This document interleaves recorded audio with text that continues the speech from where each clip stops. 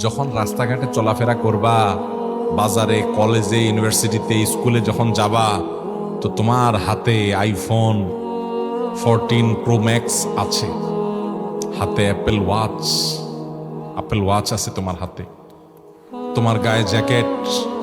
আপনার এই অঞ্চলে মানুষ, সিলেট, মৌলভীবাজারের মানুষ সব লন্ডনই পার্টি, লন্ডন থাকি আসছে তোমার জ্যাকেট।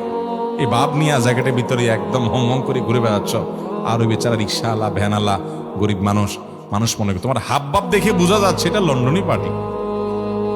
আছে না নাই? মুসলমানের চরিত্র না।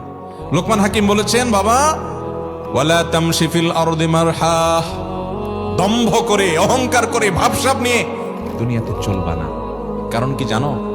ইন্নাল্লাহা লা ইউহিব্বু কুল্লা মুখতালিন ফখুর।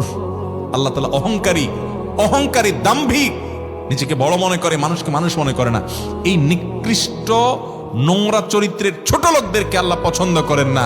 যারা নিজে অনেক বড় লোক হইয়াও, অনেক শিক্ষিত হইয়াও, অনেক কিছু অর্জন করার পরও মানুষকে বড় মনে করে, মানুষকে সম্মান দেয়, হাসি মুখে কথা বলে, ভাবসাব নিয়ে চলে না, বিনয়ী হয়ে চলে, এই মানুষগুলোকে আল্লাহও ভালোবাসেন, দুনিয়ার মানুষরাও ভালোবাসেন। আমরা চেষ্টা করবো না এই গুণ অর্জন করার?